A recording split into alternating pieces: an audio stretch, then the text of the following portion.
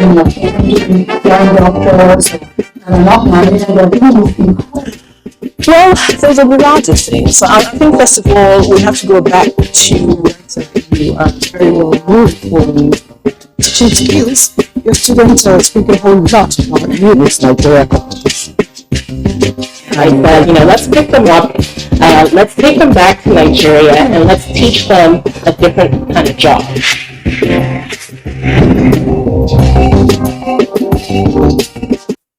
Hello, it's always a pleasure to have you with us on the program, The Woman. My name is Elizabeth Agbai, and I have a special guest for you today.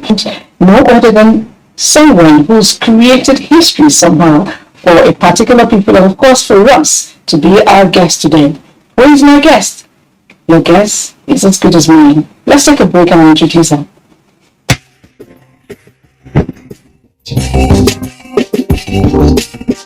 In 1999, history was readjusted. Elections were conducted and someone came victorious. Well, we jubilated for the governor at the time, but looking back, real deep, we found out that his success did not happen or could have happened if there was not the woman. The woman is my guest for today. Join me as I welcome Professor Feriza Aboma Udema. Thank you for joining us. Thank you. I tried to come around that period to say, it didn't happen the first day, but I know that eventually I came to the State House and had a conversation. Then there was Faces of a Woman. Okay. And I joined to have you. Yeah, I do remember.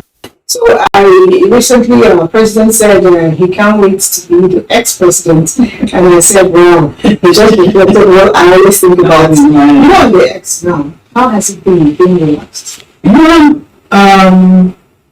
It's quite a journey, really, and sometimes it's not that you actually you go for it, but somehow that what do I say, that post, that authority is somehow thrust upon you, and you cannot refuse. You cannot just say no. So it's really been a long journey from the world of politics in our country, and right now back to the world of academics, where I started from. So it's not really easy being a politician in our country. I believe it's the same in other countries, because you have to cope with a lot of things. Out there, you are no longer just that family person only interested in what happens in your family or your people around you, but you are now for the people, the whole people.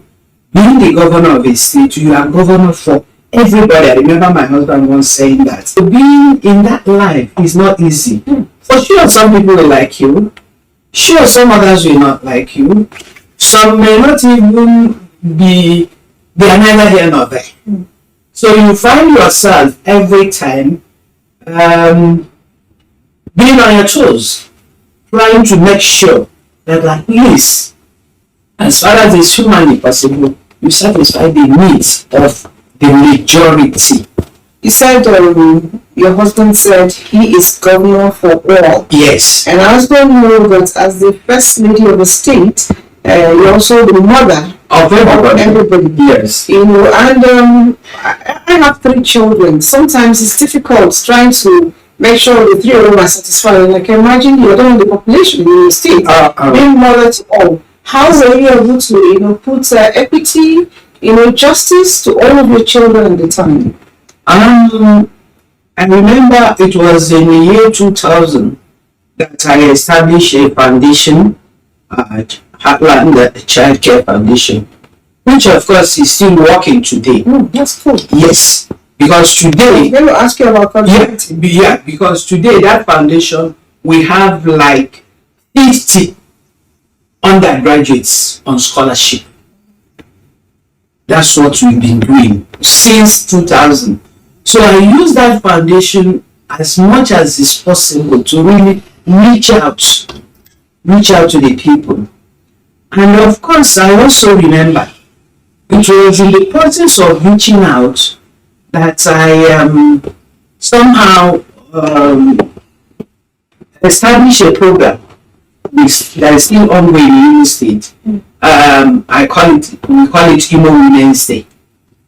That we celebrate the first week of December every year, whereby we gather all women as much as possible. Not everybody can come up from all the 27 local governments of Imo State to be part of the celebration. And we use the August meeting to be able to reach out to as many communities as we can. You know, you talked about this August meeting. Somebody once asked me what actually goes on there, because some people think that's where women sit down to discuss how to deal with their husband. No. We're far from that. In August meeting, what we normally do is that we remember in August, it's been there. This August meeting has been there a long time ago in our traditional setting. Whereby by August we are finished planting and everything, harvesting. Women from all over the cities where they are living will come back home and have a meeting with the women at home on how to get themselves involved in developmental activities in the community. And women enjoyed it. And so for some people now they say, it's the time we ask for new rappers and this and that. So during that time, what I tried to do was to let the women know that this is the purpose. The purpose is for development of our cities and not just to show off. But what if we use it to show off? What does it really matter? Women should be allowed sometimes to express themselves. There is no harm to it. So the August meeting is not just for showing off or demanding money. No, it's for helping the rural communities, to catch up with the times. That's what we are doing there. So these were the channels I used to be able to reach out to as many people as possible. Because sitting where the government has, not everybody can come to government house to see you. We didn't even allow them to enter the gate and all that. So, and then I go out to meet them and interact with them, especially the less privileged ones. We used to have hospital visits where you go and you see people who cannot pay their bill, and sometimes the hospital detains them. And this is something you can help offset. I remember my foundation also helps equip the children's ward in the hospital at all, the National General Hospital at all. My foundation, the Alan Jacket, we had to equip the children's ward, to make it better. So these were the things we are doing to reach out to as many people, and I don't regret it one bit. Okay. And I feel happy. I thank God that I had the opportunity. And I did use it. I wish every other person would pick up from that and do things for posterity. Yes. Now you were done and dusted. Which I don't know if you're dusted, but that is very working practice. Yeah. But at least you were done with that phase. And you went back to the classroom. That's for me quite great. They say once a teacher, always a teacher. Yeah. How was it for you, fitting back after 8 years without being in the classroom? Before my husband won the election, I was a lecturer with Rivers State University. Actually, at that time, I was the head of the Department of Banking and Finance before I took my leave of absence. Something happened, I don't forget it over there.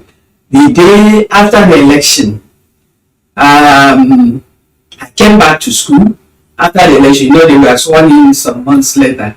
So the first time I came back to school after the election to teach. Yes. Immediately I walked into the classroom, everybody stood up and started the national anthem. Wow, I was taken aback. I was so shocked. So when after that election, I had to take my leave of absence for the first 4 years, and when it expired, so to say, I renewed it. Yes. And within that period, in 2007, I got my PhD. Within 2007, that's when I got my PhD. So when we are done with the elections, I went back. With the governorship in 2008, I went back to. So while you were in office, you were still studying for your PhD? Sure. Oh, great. Sure. Because what really happened was I had to defer my PhD because I was made the head of department. The VC then appointed me head of department even as a student, a doctoral student. But you can't be a student and be a Senate member, so I had to defer. So when I now got to Owerri as a wife of the governor, after about the first 2-3 years, I wrote back to the university and completed my PhD. So when we finished governorship, I now went back to UST. Then my husband became a minister for commerce and industries. So we had to somehow relocate to Abuja. That was how I now had to transfer my services from Rivers State University to Nasarawa State University in 2011. So I came to Nasarawa State University, and I thank God I did that, because up to today, some people still walk into my office and try to embarrass me. I learned you are here. I heard you are here. You are a first lady. I say yes. I can't imagine it. So I say yes, I'm here. This has been my first love, teaching. So I'm back to it. It's lovely. Yes. So you went out to get your professorial, Yes, I was there in joined them in 2011 as a senior lecturer. By 2013, I got my associateship. I became an associate professor, and by 2016, I became a full-fledged professor, having passed through all the drilling, the test by day and PC and all that. So I became a professor in 2016, and currently I'm the head of department of banking and finance. I was trying to follow you up. From secondary, university first degree, second degree, 10th degree. Yes. You kept maintaining economics, banking and finance. Yes. And I'm like, I'm sure in this house, before I spend money, I'll have to write some, And my husband is a chartered accountant. It's the problem. So before I know any expenditure, I go and bring Lisa. I used to tell him, all you have to do is to calculate all what people have spent. So he's a chartered accountant. I'm an economist, financial economist, because I've been between economics and finance all the time. Incidentally, our children, I don't think, but only one that tried to look into economics, but that's from the computer side of it, the current thing. Otherwise, all the others, one is a medical doctor, 2 of them are lawyers, and the other 3 are engineers, including the computer scientists. So that is it. Yeah, we take care of people's money. You take care. We advise them financially. There were some jokes that they were cracked as kids. Your daddy will ask you list of books. You write advance. Yes. The other is write Oxford. Yes. The other is write dictionary. That's 3 for 1. So money for these things. So for your kind of family, that cannot happen. No.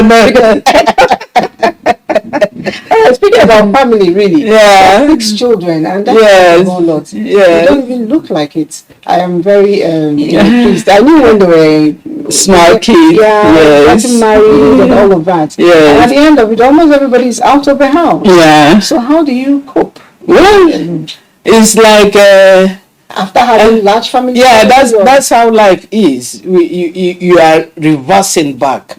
You are reversing. You are going back as if you are going back to the beginning. In the beginning, it was just me and my husband, and so it is. currently the children are grown up and they are all on their own. They are raising their families, and It's back to gradually is turning to just being the two of us. But that is it. Because right now we have grandchildren, we have daughters-in-law, we have sons-in-law. So so to say, it's a larger family now. Yes. Never mind that all of us are not living under one roof, but it's a larger, much larger family now. Because you're still in the teaching line, Yes. you will have even bigger family because all the students are your children. Yes. That again is something that I love much and keeps me going. Right now in the university, we have the undergraduates, then we have the postgraduates. With the undergraduates, I know how I deal with them. It's mommy, but I go tough on them, but somehow I also blend and try to do it their way, even though I can't. To master some of their languages. Of course, some of their songs. Of course. Which of them have you mastered? No, we do. No. Sincerely speaking, they do certain things you will not really like, so to say. I will scold them. I will call the student to my office, and I will tell him exactly what I feel. And of course, I give the students a punishment for that, whatever it is. Do this work or do that work or do that. And then they go back and they come back and tell you, Mommy, I'm sorry. I wouldn't do it this way. You didn't do it. Then when you get to the PhD candidates, you see fellows, some even as old as myself, and we don't have to do it running around. Mm-hmm. We sit down and we talk. Adults, exactly. Adults, one-on-one. And so the whole thing, you see, the university is a microcosm of the society. Exactly. You see all parts of the society, and I feel happy, being in that area. And of course, my colleagues, I thank them. Many of them, some will look at you, a first lady.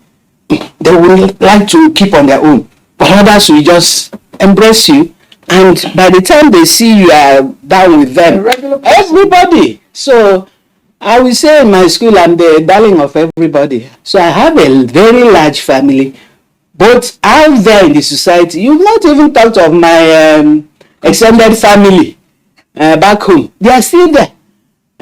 You get home, everybody comes around to see what is there, what's happening, what's going on. Mm-hmm. Mm-hmm. You go to the school, everybody is there. So that's a good one. Anyway, sometimes we sit back, those of us who are not in politics and we're not celebrities, we're just regular children in society. We keep imagining, wandering around the lives of the celebrities, what do they do and all of that. And I just want to ask, maybe one-on-one, maybe off camera. When you are not doing celebrity, first lady, and all of that, at home, how do you relate with chairman here? Do you still find time to relate as husband and wife, as play around? Wow. This man here cracks a lot of jokes. Very particular jokes that we even, when we crack it outside, people close to us understand, they know what it means. So we really, no. We enjoy ourselves so much. And let me tell you, we've come to understand ourselves so much that I can't say, he cannot do anything that will take me unawares. Neither can I do anything that we take him unawares. We've come to understand ourselves that much. So we are, especially now that is more or less, most of the time is two of us. We have to keep life going by cracking all those jokes again. That's a good one. And you are trying to tell us you know too much. Mm-hmm. So you get sense. Okay, we'll watch you and see how it matures. And those sort of things. So we really, we get on very well It's with beautiful. Nigerians. It's fun knowing that as much as you grew in the limelight, Yes. you also grew in your relationship. Yes. Because we often hear about people breaking away just because they think they have arrived, but the home front is messed up at the end of the day. I'm glad to know that. Now we're celebrating women. It's Women Day, and a whole lot is going on. Yes. I'd like to have your shout out for women. Words of encouragement, and of course words of praises, because it is really us, the Amazon. You said it right, Amazons, because women, they are the quote pillars of the family. Women hold the stitches that knit the family together. So as much as possible, we women should always try to make our families something worthwhile, something people can look up to. And as each and every one of us does that, the entire society will be good. Never mind, women go through a lot of stress. They go through a lot of problems. It's not easy looking after the children, the family, not just the children. No. You have your children to look after. You have your old parents to look after. You have your parents-in-law to look after. And at the same time, you are trying to make a living for the family, to have a career. It is not easy. But you have the husband to look at. Yes, exactly. The husband is part of the children now. It's part of the babies in the house you have to cater for. But you know that at the end of the day, when you do this well, you'll be able to relax and say yes. Feel happy within you. Not necessarily relaxing, you feel happy and have time for yourself. So I wish our women the very best life can offer, because many of us will work for it. So that's my wish for every woman. Thank you so much. Yes. It's a lovely wish Yes. for us to enjoy ourselves. Yes. And of course, do it in involving our husbands Yes. and our children. It's the woman, and I've been having fun, really. I don't even feel like I've been having an interview, because my guest is a bundle of fun to be with.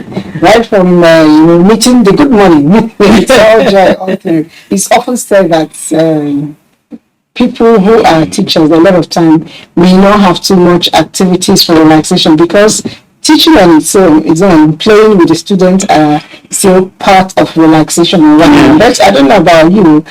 You know that you're a very lively person. Yeah. What do you do to unwind, so to speak? Myself and my husband, we love dancing, music. So what kind of music do you dance? The old tunes, if you don't mind.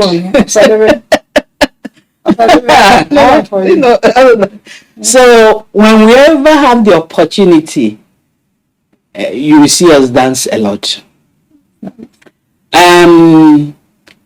These days, you see me on my iPad. I play a lot of games, even with my grandchildren. So I play games. What is good for the goose? I play with them, and sometimes the small boys, small boys, say they will beat me at the game. I say no, so we play. So who gets to beat them? When it comes to their own games, type of game, they'll beat me. But when it comes to mine, I'll beat them. Then I also, like now, my trainer comes twice a week, so I do some exercises. Before I used to do it on my own, but sometimes I said, no, let me get a trainer that will just make it a little more, address to certain issues, how to stretch your bones and do this. So I do my exercises, the training, twice a week. And that keeps me fit going.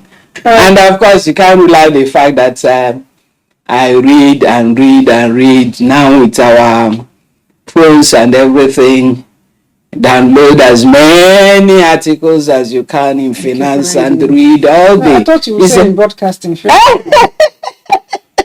That's my area, finance. I do a lot of that. I do a lot of that reading. There's something They they really say, see. onye ji ego eji eri ofe Oh, ọkwụrụ. poor with it. So that's if you don't have money, you cannot eat the Owerri soup. Yes. What's inside that soup? It's not really what is inside the soup. It's the love, the perseverance that is used to make that soup, that makes it so endearing to the people. What is ofowere? We use zoba and vegetable, and it doesn't need too much of fish. You want stockfish and all that.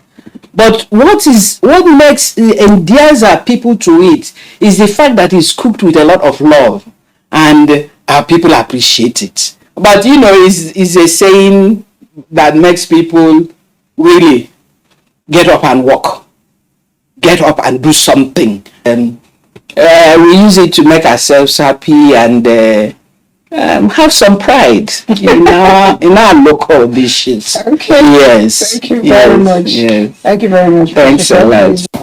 The good thing about this program is we learn as much as we have fun. And again, we have done it. I had fun and I've learned a whole lot. I don't know about you. Do join us again next week. We'll bring you another exciting personality. Meanwhile, I remain Elizabeth Agbai.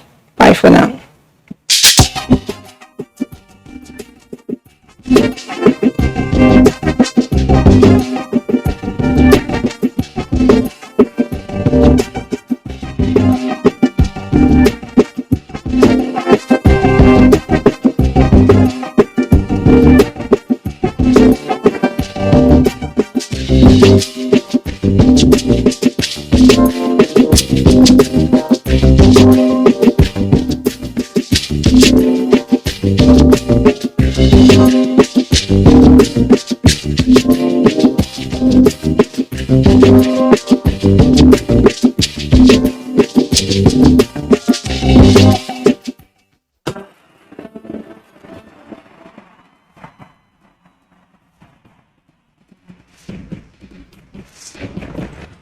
Issues in the sports sector remain one of the most debated among Nigerians due to the passion, followership, government involvement, impact on Nigeria's external image and our national life in the sports parliament.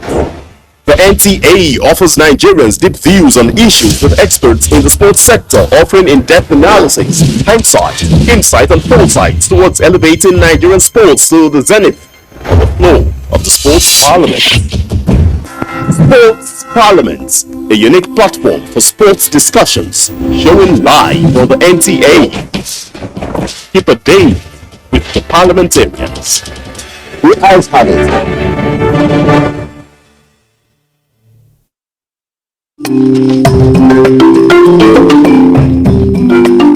Did you get to see the way telling about the post this? Don't forget to send in your messages. There's a difference between picking, chow, and issue. It's actually cool. The idea that is you can do more with less people. If we have a better way of addressing these issues, taking care of. Congratulations, you were able to sign Timo Werner from RB Leipzig. You take water before your workout. Use that phone, you need to talk to those that. You can be prepared to that.